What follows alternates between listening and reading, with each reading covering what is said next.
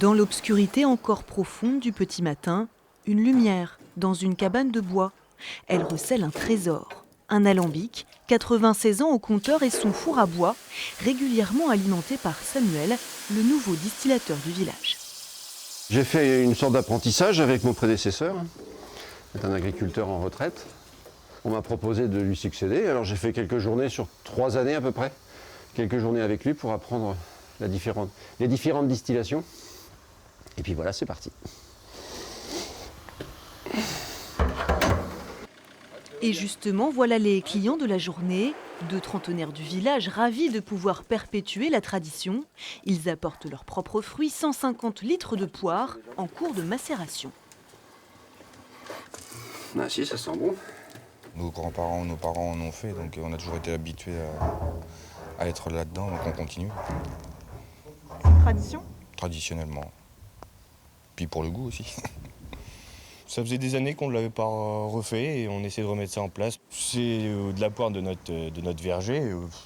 Si on en a quelques litres, ça nous suffit. C'est plus pour le principe de voir ce que ça peut donner et d'essayer de faire un bon produit. Commence alors la transformation des fruits en alcool.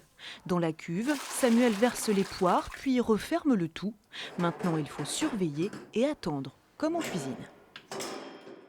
Ça fait tout le temps. Ouais. Donc une chauffe lente et progressive, puis ralentie à la fin. Voilà, il faut savoir écouter sa cuve et renifler son produit. Un produit entouré d'un halo de mystère qu'on imagine passer sous le manteau. Pourtant, tout ici est strictement réglementé par les services des douanes. Les clients payent pour faire bouillir leur cru. Le village de Comte-Invoire abrite même un syndicat de distillation quasi centenaire.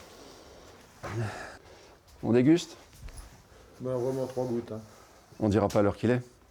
C'est toujours été préservé par la commune et entretenu. Et dès qu'il y a quelque chose à faire, ben, c'est la commune qui prend ça en charge. On fait tout ce qu'il faut faire pour que ça fonctionne bien et tout.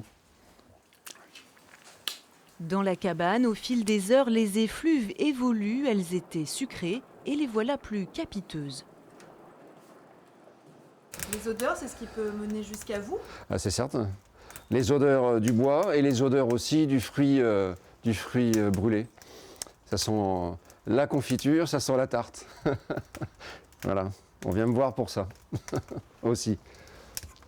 Fin de la matinée, cela fait maintenant plus de 3 heures que l'alambic tourne à plein régime, quand arrive enfin le premier jus d'eau de vie. Alors qu'est-ce que ça dit? Ben, c'est très parfumé. C'est très parfumé. Mais il y a quand même des odeurs d'éther. Donc le premier jus, je vais le mettre de côté. Je vais attendre un petit peu que les éthers disparaissent. Je vais le mettre de côté pour ne pas gâcher le cœur de chauffe. Voilà. Le meilleur reste à venir. Le meilleur reste à venir, voilà. Et là encore, la patience est définitivement mère de toutes les vertus.